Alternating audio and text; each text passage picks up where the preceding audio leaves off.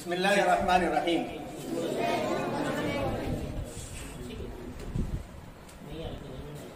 قرآن مجید کے مکتب کا ایک چھوٹا سا پروگرام ہے۔ مکتب کیا ہے؟ یہ عربی زبان کا لفظ ہے۔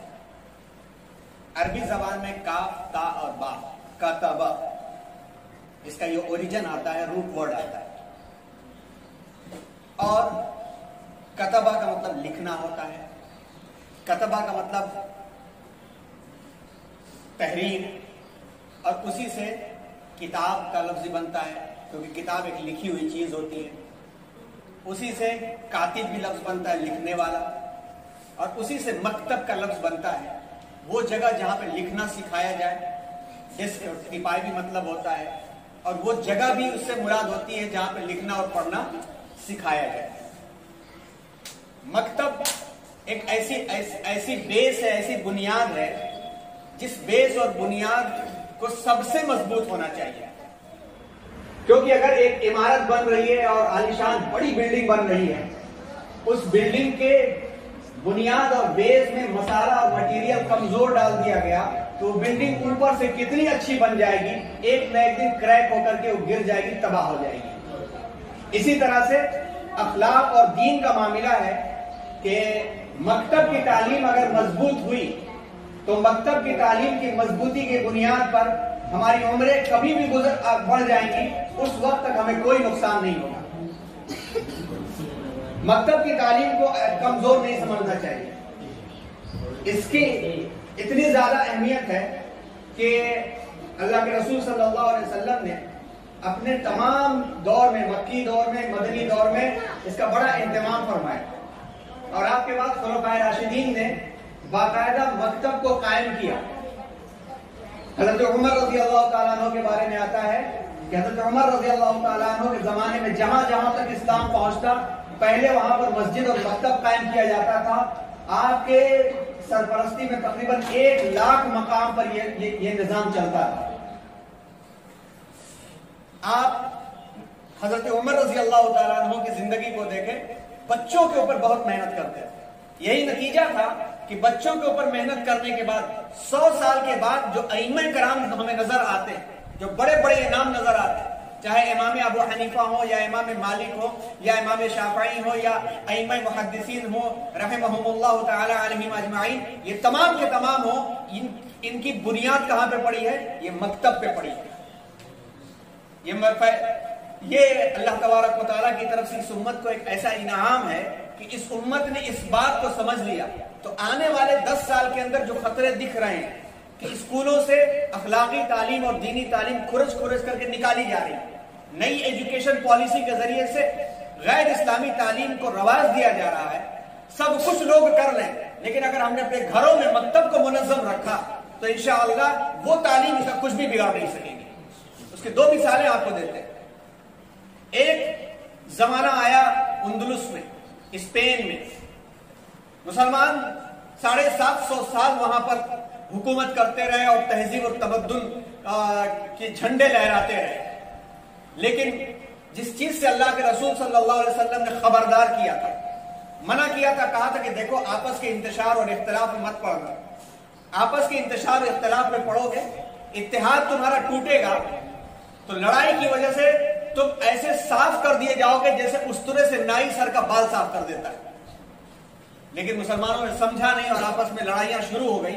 750 سال ایک جگہ حکومت کرنے کے باوجود آپس کے انتشار اور لڑائی کے سبب نتیجہ یہ ہوا کہ 1492 عیسوی میں اسلام اور مسلمانوں کا صفحہ اندلس میں ہو گیا۔ وہ بڑی بڑی عمارتیں، وہ مسجد قرطبہ، وہ قصر الحمرا، وہ مدینۃ الزہرا، جس سے دیکھ کر کے یورپ نے علم اور روشنی حاصل کیا تھا، تمام یورپ نے جو کچھ بھی لیا تھا لے گئے، تسلیس کے فرزند، میراث خلیل، جو کچھ بھی تھا، تمام بلڈنگوں کے باوجود بھی مسلمان کوئی بچے نہیں۔ وجہ یہ تھی کہ وہاں پر جو تعلیمی نظام تھا، یہ تعلیمی نظام متاثر ہو چکا تھا۔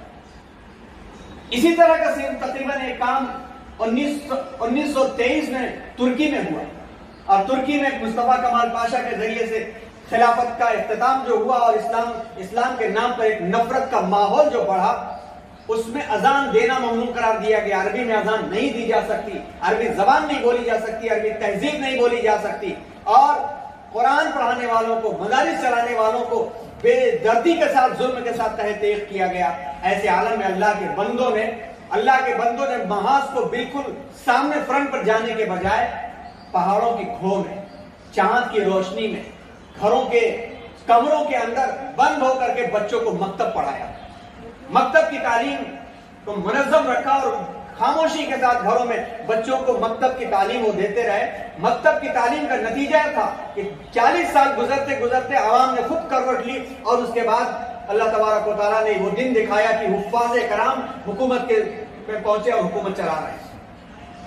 تو یہ مکتب کا ہی نظام ہے, یہ مکتب کی باتیں ہیں جن باتوں کو ہم کم نہ سمجھیں, اور یہ نہ سمجھیں کہ یہ چھوٹا معاملہ ہے, گھر میں لڑکا پڑھ لے گا. نہیں, بنیاد میں صحیح مسالہ پڑھنا چاہیے, صحیح ترتیب اور صحیح نظام ہونا چاہیے. آج بچہ جو چیز یاد رکھ لے گا, آپ کو بھی اپنے بچپن کی باتیں یاد ہوں گی کہ بچپن میں جو باتیں یاد کرا دی گئی آج تک یاد ہے. یہاں تک کہ پہلے ایک رواج تھا, پتہ نہیں کہاں سے وہ رواج آ گیا تھا, کہ قرآن میں چھوٹی چھوٹی جو صورتیں ہیں وہ 30واں پارہ الٹا لکھا ہوا تھا. پہلے 30ویں پارے میں عما یتساءلون ہے نا, لیکن آپ دیکھیں پہلے ہم لوگوں کے بچپن میں آیا کرتا تھا اما پارا چل رہا ہے, اما پارا میں پہلے سورہ فاتحہ اور اس کے بعد سورہ ناس, پھر سورہ فلق, سورہ اخلاص. آج تک اس کا اثر نظر آتا ہے. قرآن ترتیب کے خلاف پڑھنا ادب کے خلاف ہے. اللہ تبارک و تعالیٰ نے قرآن ہمیں ایسی کتاب دی جس کے اندر ہر طرح کی رہنمائی. پتہ نہیں لوگوں نے کیوں اپنی عقل کا یوں استعمال کیا کہ اس کو الٹا کر دیا, اور جن لوگوں نے الٹا پڑھا اگر مدارس میں نہیں ہے تو آج بھی نماز میں صورتیں الٹی پڑھتے ہیں. سیدھی پڑھنے کے لیے کھڑا کر دو تو بھول جائے گا. تو بچپن میں جو تربیت ہو جاتی ہے وہ تربیت ہو جاتی ہے, اور بعد میں اوپر جا کر سوچے کہ اندر مسالہ بھر دیں گے, بلڈنگ میں کریک آ جائے گا. تو اس چیز کو کم نہ سمجھے, اور یہ سرمایہ کم نہ سمجھے. دیکھنے میں 40-50 بچے ہوں گے, لیکن ہو سکتا ہے اسی میں سے 2-4 ایسے علماء اور حفاظ نکل آئے جو زمانے کو تبدیل کر دیں. انہی کے اندر ائمہ چھپے ہوں گے, محدثین چھپے ہوں گے, بڑے بڑے انجینئر اور ڈاکٹر چھپے ہوں گے. ہمیں نہیں معلوم ہے, لیکن ہمیں اتنا معلوم ہے کہ ابھی اخلاق اور کردار بھر دیا گیا. ابھی ان کو معلوم ہو گیا کہ جھوٹ بولنا بہت بڑا گناہ ہے, تو جھوٹ سے نفرت ہو گئی تو پوری زندگی جھوٹ نہیں بولیں گے. پوری تباہی, کرپشن, ہندوستان میں جو کرپشن ہے, ہندوستان میں جو نظام چل رہا ہے دھوکہ دینے کا, چاہے ہمارے گھروں میں چل رہا ہو یا حکومت پہ چل رہا ہو, سب کو جمع کر کے ایک لفظ میں لایا جائے تو جھوٹ نکل کر کے آئے گا. دھوکہ ہو, منافقت ہو, فریب ہو, حرام کمائی ہو, ظلم ہو, جو کچھ بھی ہو سب جھوٹ کی بنیاد پر چل رہا ہے. اسلام نے جھوٹ کو اسی لیے ایسا گناہ کبیرہ قرار دیا ہے کہ یہ جھوٹ کے 2 نقصان ہیں. ایک تو اللہ کے حق میں کمی ہوتی ہے, دوسرے بندوں کے حق میں کمی ہوتی ہے. دوسرے گناہ آسانی سے توبہ کے ذریعے سے معاف ہو سکتے ہیں, مگر جھوٹ توبہ کے ذریعے سے بھی کبھی کبھی معاف نہیں ہو سکتا جب تک کہ بندے کا حق ادا نہ کر دیں. بہت ساری چیزیں نکل کر کے آ جائیں. تو یہ کہاں سیکھا جاتا ہے؟ یہ بچپن میں سیکھا جاتا ہے, یہ کرسی پر بیٹھ کر نہیں سیکھا جا سکتا.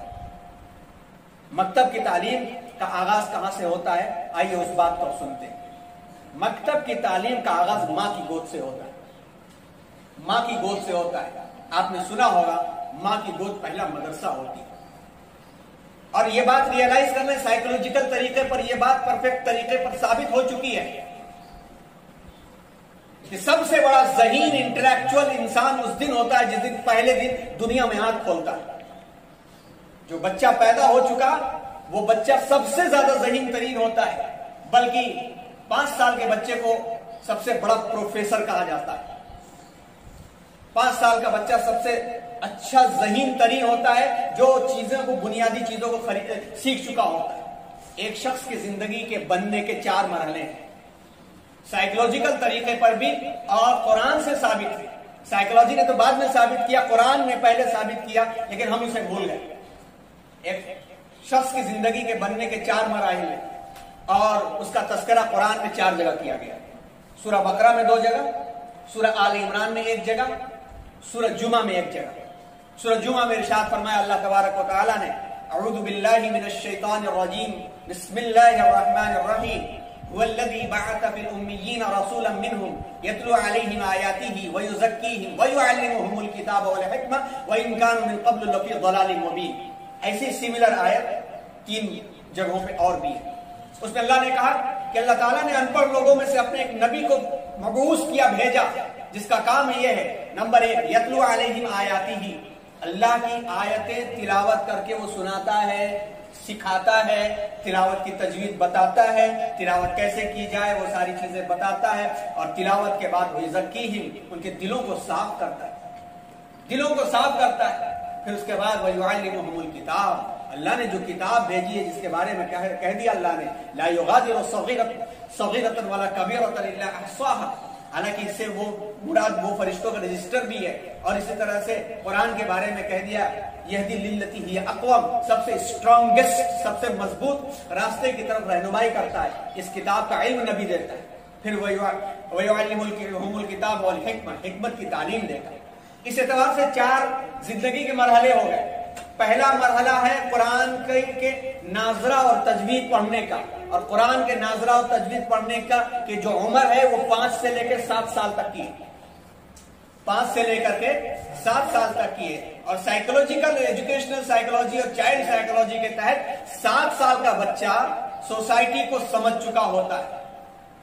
پھر اس کے بعد دوسری عمر ہوتی ہے زکی، اب وہ اچھا برا سمجھ رہا ہوتا ہے، اس سے کون محبت کر رہا ہے، کون نفرت کر رہا ہے وہ جان چکا ہوتا ہے، باہر اسکول کے لیے نکل چکا ہوتا ہے، اونچ نیچ سمجھ رہا ہوتا ہے، جھوٹ فریب دھوکہ اس کو وہ جاننے لگتا ہے۔ وَيُزَكِّيهِمْ، تزکیہ نفس کا موقع آتا ہے 7 سے لے کر کے 14 سال کی عمر تک۔ پھر اس کے بعد 14 سال کی عمر کا بچہ ہو جاتا ہے تو ہائی اسکول کے لیول میں پہنچ جاتا ہے، یعنی 9th 10th کا ہائی اسکول کہا جاتا ہے، 9th کلاس کے قریب وہ پہنچ جاتا ہے۔ 9th کلاس میں رہنے کی وجہ سے اب وہ لکھنے پڑھنے کا عادی ہو جاتا ہے، یعنی جس میڈیم کا بچہ ہوگا وہ میڈیم کی زبان بولے گا، اپنی مادری زبان کے ساتھ ساتھ جس میڈیم میں وہ تعلیم حاصل کرے گا وہ اس میڈیم کا بچہ وہ زبان بولے گا۔ یعنی اب کہا جا سکتا ہے، اسی لیے آپ نے سنا ہوگا کہ ہندوستان کے اندر سب سے امپورٹنٹ جو سرٹیفکیٹ ہے وہ ہائی اسکول کی ہے، سب سے امپورٹنٹ سرٹیفکیٹ ہائی اسکول کی ہے، کہ ہائی اسکول کی جو سرٹیفکیٹ ہے یہ ہمارے لیے دروازے کھولتی ہے۔ ہائی اسکول کے اندر نمبر کم رہے، مارکس کم رہے، دلچسپیاں کم رہی تو بہت دیر تک دوڑ نہیں لگا سکیں گے ہم۔ اس کے اندر مارکس اچھے رہے تو پھر فیلڈ طے ہوتی ہے، دروازے کھلتے۔ ہائی اسکول کی سرٹیفکیٹ بہت اہم ہوتی ہے، اور اس لیے بھی اہم ہوتی ہے کہ ہائی اسکول تک ایک بچہ سوسائٹی کا ایک فرد بن چکا ہوتا ہے، یہ اس کی زندگی کا دوسرا مرحلہ ہوتا ہے۔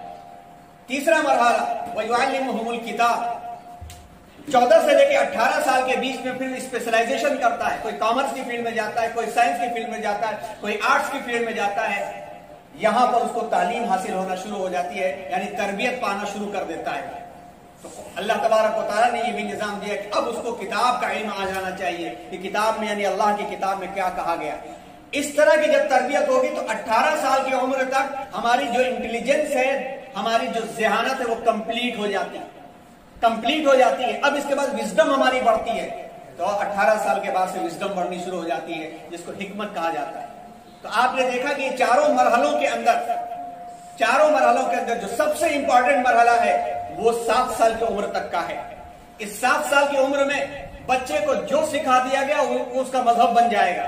حدیث میں آتا ہے، نبی کریم صلی اللہ علیہ وسلم نے ارشاد فرمایا، الولد یولد علی الفطرہ فابواہ یہودانہ او یمجسانہ او ینصرانہ، او کما قال النبی صلی اللہ علیہ وسلم، بچہ اسلامک نیچر پر پیدا ہوتا ہے، بچہ فطرت اسلام پہ پیدا ہوتا ہے، اس کے ماں باپ اس کو یہودی بنا دیتے ہیں، مجوسی بنا دیتے ہیں یا نصرانی بنا دیتے ہیں۔ اب آپ اس حدیث کو دیکھیے، مکتب کی اہمیت جو بتائی گئی اس کو سامنے رکھیے، اور ہمارے اپنے گھروں کا ماحول دیکھ لیجیے۔ گھروں کے ماحول میں ہم لوگ اپنی عیش و عشرت کے نتیجے میں ہم نے اپنے آپ کو ایک گھر کے اندر بانٹ رکھا ہے، دیکھنے کے اعتبار سے، فزیکلی اعتبار سے ہم ایک جگہ ہیں، مگر گھر کے اندر ماں باپ بیٹا اگر 3 لوگ بھی ہیں تو اسپریچولی اعتبار سے 3 ڈیفرنٹ پارٹس میں بٹے ہوئے۔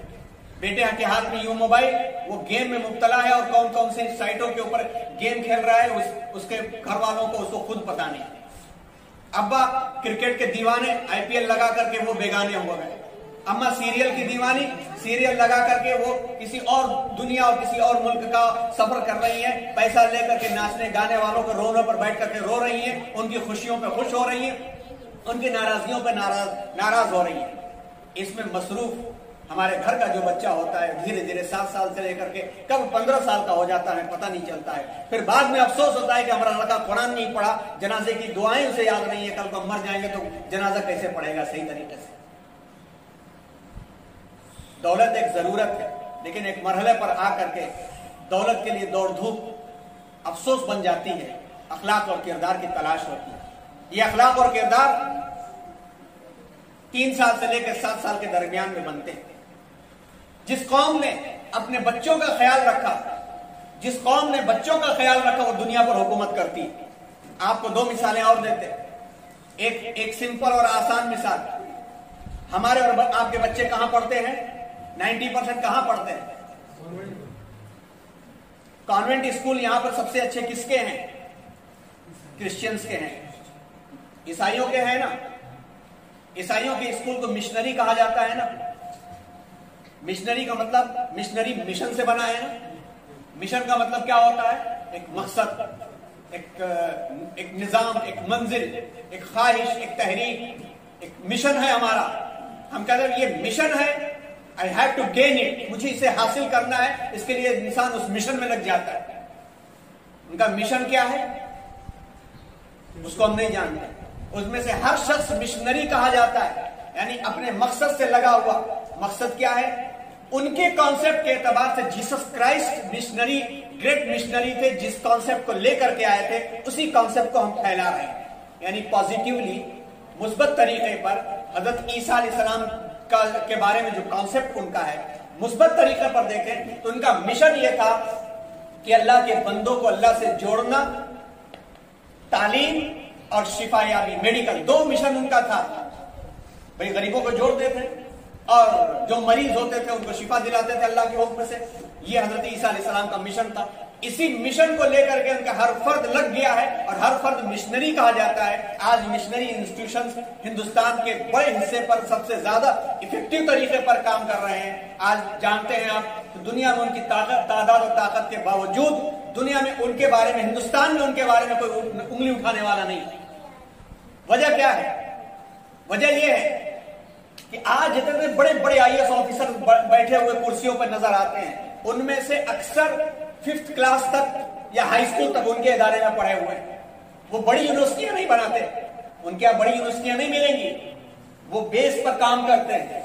10 साल तक बच्चों को मिशन में अपने लगा देते हैं और ब्रेन वॉशिंग ऐसी होती है कि उस ब्रेन वॉशिंग के जरिए से 10 साल की उम्र तक आप उनका कॉन्सेप्ट नहीं कबूल करते, आप उनका मजहब नहीं कबूल करते। मगर आप खुद तसव्वुर कीजिए, हम लोगों ने एक्सपेरिमेंट किया है, एक तजर्बा किया है एक बहुत बड़े बिजनेसमैन शख्स का। वो तजर्बा इतना कामयाब रहा कि कई जगह दोहराया। और आप खुद इमेजिन कीजिए कि आप हजरात बैठे हुए हैं, आप हजरात 10 लोगों की जमात बैठी हुई है। जिन 10 लोगों को सिलेक्ट कीजिए जिन्होंने हाई स्कूल मिशनरी इंस्टीट्यूशन से किया है, और खास तौर पर ऐसे इंस्टीट्यूशन से किया है जहां पर चर्च की जो नन होती हैं, औरतें, राहिबाएं, आप जानते होंगे, मिशनरी स्कूल में अक्सर नजर आती होंगी, वो नकाब ओढ़े हुए। वो नकाब ओढ़े तो दुनिया को शिकायत नहीं है, दुनिया उस पर उंगली नहीं उठाती है। हमारी औरत नकाब ओढ़े तो उसको कहा जाता है कैदोबंद है। तो 10 ऐसे लोगों का सिलेक्शन कीजिए जो मिशनरी इंस्टीट्यूशन में पढ़े हुए हो, जहां पर फादर और नन्स वगैरह आती जाती हो। ऐसे जगहों का सिलेक्शन कीजिए मुसलमान बच्चों का, और एक जगह बिठा दीजिए और उनके सामने दाढ़ी टोपी वाले और सफेद कुर्ते वाले और जमात वालों को भेज दीजिए।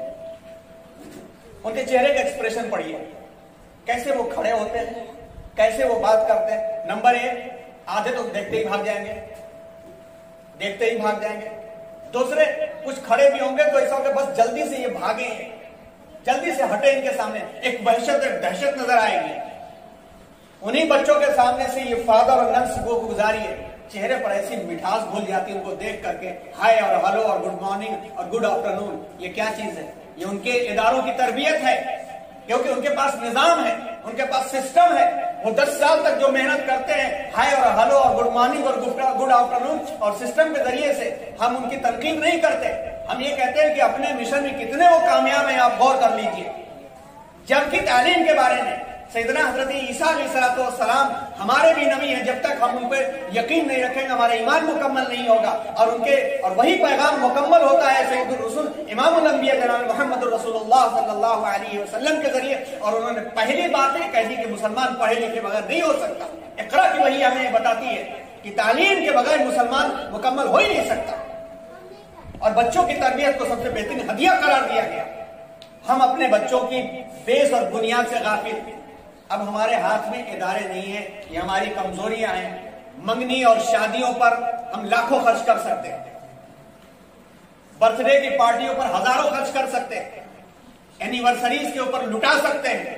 मगर ये कहा जाए कि एक मुनज़्ज़म मकतब कायम करके जो उसके लिए दिन रात मेहनत कर रहा है उसके लिए कुछ पैसे दे दो, तो 150 रुपए की फीस देना हमारे लिए नागवार गुजरता है। वो कौम कैसे तरक्की करेगी जिसके बच्चों को पढ़ाने वाला मजबूर नजर आए और दूसरी जगहों पे नजर रखे? वो कौम के बच्चे कहां से तरक्की करेंगे? और उनके इदारों में 25 साल जिन इदारों को हो गए, आप कैलकुलेट कर लीजिए, तकरीबन 7 से लेकर के 10 करोड़ रुपए हम दे चुके हैं। वो 10 करोड़ रुपए देना कितना फायदा हुआ? हमारे बच्चे कितने आगे बढ़कर के IAS और इंजीनियर और डॉक्टर इदारों से बन गए। अखलाक भी जाता है, किरदार भी जाता है। अब तो नशे में मुब्तला होने लगे। हालात जो भी बन जाए, कहने को तो बहुत कुछ कहा जा सकता है, लेकिन जो हर चीज हमारे हाथ में है उसको हम संभाल लें।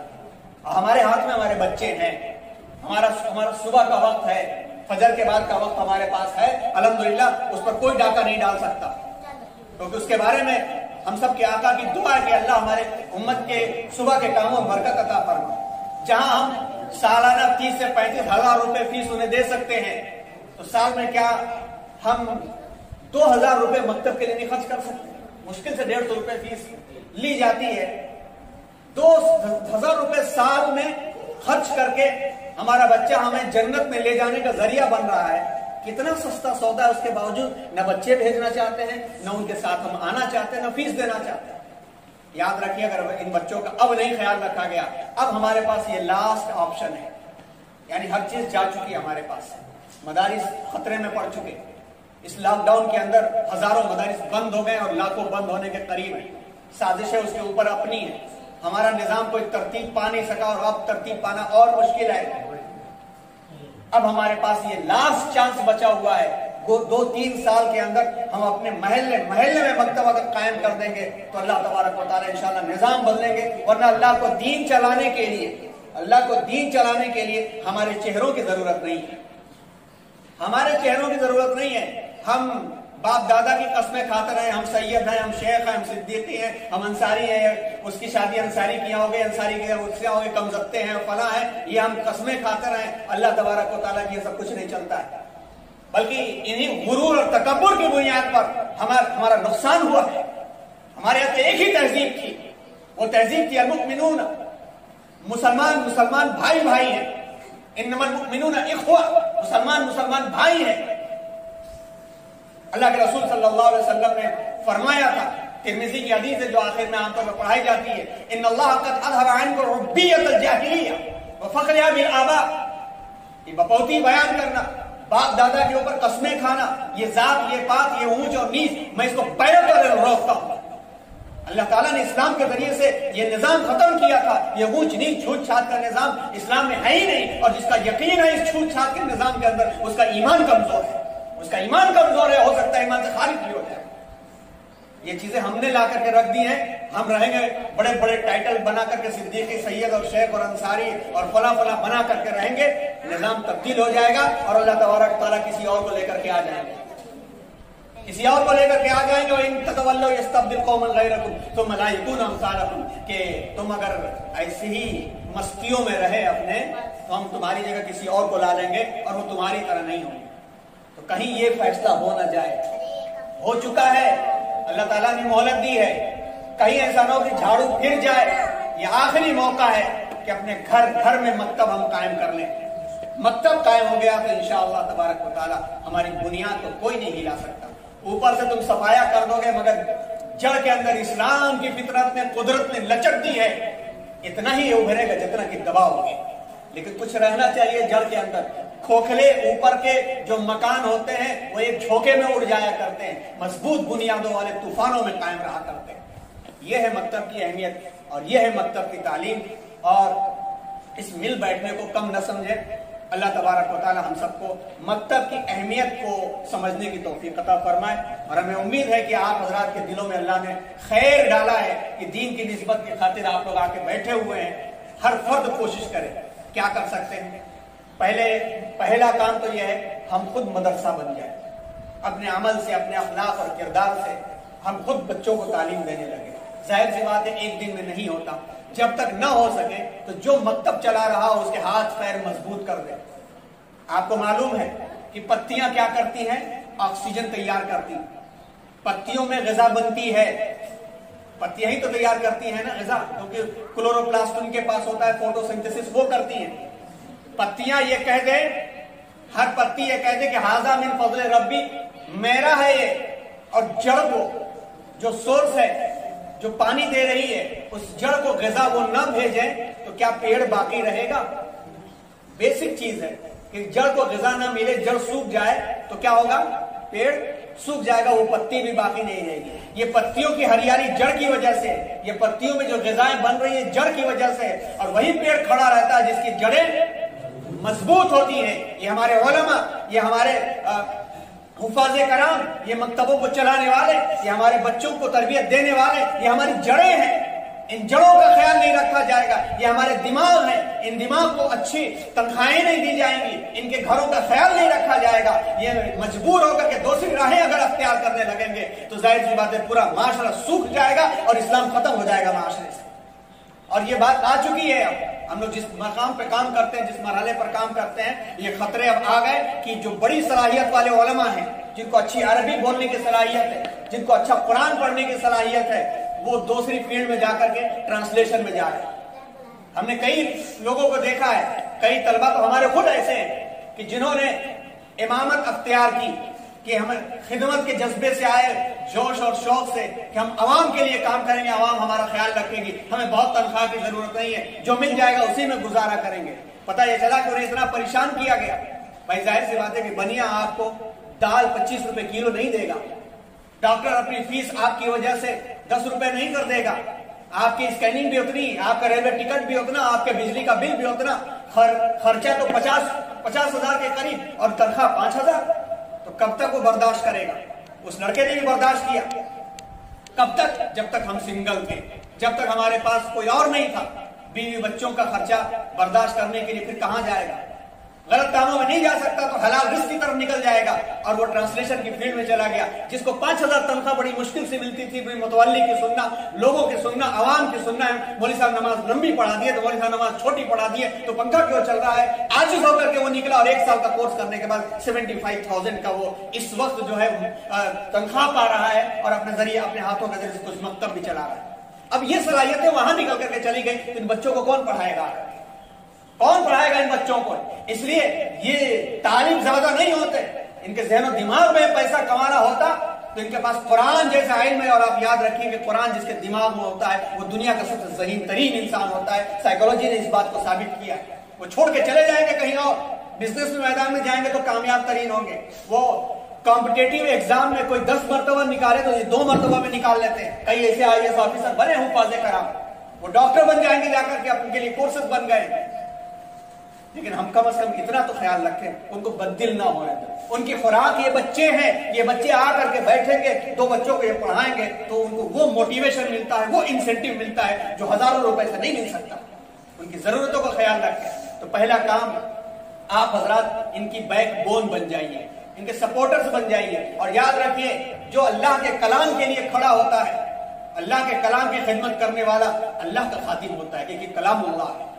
سب سے بہترین وہ وقت ہے جو اللہ کے کلام کے لیے لگایا جائے. سب سے بہترین وہ پیسہ ہے جو اللہ کے کلام کے لیے لگایا جائے. قرآن میں اللہ نے کہا ہے اپنے بندوں کے خرچ کے لیے کہ من جاء بالحسنۃ فلہ عشر امثالھا، جو نیکی کے کاموں کو لے کر کے آئے گا، جو نیکیاں کرے گا 10 گنا اسے مل کر کے رہے گا. کلام اللہ کے لیے کوئی خرچ کرے گا تو اس کو 10 گنا تو یقیناً ملنے والا ہے. اور اللہ نیتوں کے مقابلے میں بے انتہا عطا فرماتے ہیں. تو بیک بون بن جائیے. تیسرا کام، کوئی محلے کا ایسا بچہ نہ ہو جو منظم مکتب میں نہ بیٹھتا. اس بھول میں مت رہیے گا کہ گھر میں بچے کو قرآن پڑھا دیا، غلط پڑھایا تو سارا گناہ پڑھانے والے کے سر پہ آتا ہے. قرآن کو مجہول الف بے تے سے جیم ہے خائے इस तरह नहीं पढ़ाया जाता। तलफ़ुज़ सही नहीं है, दाद का तलफ़ुज़, वा का तलफ़ुज़, जे का तलफ़ुज़, गाल का तलफ़ुज़, फर्क इसमें नहीं करा करके यूं ही पढ़ा दिया गया तो गलत पढ़ेगा तो कभी कभी कुफ्र लाजिम आ जाता है। और मुनज़्ज़म मकतब में सिर्फ कुरान ही नहीं बल्कि अखलाकियात की तरबियत होती है। यही बच्चे इंशाअल्लाह कल सलाम करने वाले महल्ले में मिलेंगे, कल इंशाअल्लाह यही बच्चे नमाजों को संभालने वाले मिलेंगे, यही बच्चे इंशाअल्लाह, हो सकता है कि नीयत आप हजरात ने की हो कि इस छोटी सी मस्जिद को अपनी जिंदगी में रौनक बख्शेंगे, मगर अल्लाह को मंजूर इनके हाथों से हो सकता है कि बुनियाद आप बना दें और जो हमारे बुजुर्गान मोहतरम रुखसत हो गए उनको तमन्नाएं कि उनको इसाले सवाब यकीनन पहुंच रहा होगा, आपको मिलेगा, मगर मस्जिद को आबाद करने वाले यही होंगे, इत्तिकाफ करने वाले, तरावी पढ़ने वाले, तरावी पढ़ाने वाले। और अगर इनका ख्याल नहीं रखा गया तो यही पोखरे पर बैठे हुए नजर आएंगे, कोई अजान देने वाला नहीं होगा। ऐसे हालात गुजर चुके हैं, बल्कि गुजर भी रहे हो तो अल्लाह का शुक्र है इस महल्ले के बुजुर्गों की दुआएं और आपकी मेहनतें कि अब आपके दिल में ये बात आ रही है कि मस्जिद हमारी वीरान नहीं रहनी चाहिए। तो इंशाअल्लाह ये बातें समझ में आ गई होंगी, आप करेंगे इंशाअल्लाह। हमें उम्मीद है कि अल्लाह तबारक व तआला हम सब की छोटी सी मेहनत को कबूल फरमाएंगे। सबसे ज्यादा कारी साहब मोहतरम जो मेहनत कर रहे हैं उनकी मेहनतों और काविशों को अल्लाह ताला कबूल फरमाएंगे और आप लोगों के जरिए से इनका साथ अता फरमाएंगे। अल्लाह ताला इस जगह को भी कबूल फरमाए और जो लोग भी हैं शाद भाई और उनके बड़े बरादरान और लोगों को भी कबूल फरमाए और बरादर रुब्बान और ये लोग भी साथ लगे हुए हैं, आप तमाम के तमाम लगे हुए हैं, हमारे मुफ्ती साहब सभी लोग लगे हुए हैं। अल्लाह ताला उनको कबूल फरमाए और बच्चों के अंदर चलते फिरते भी मेहनत करने की हमें तौफीक अता फरमाए। आमीन व आखिर दावाना अल्हम्दुलिल्लाहि रब्बिल आलमीन।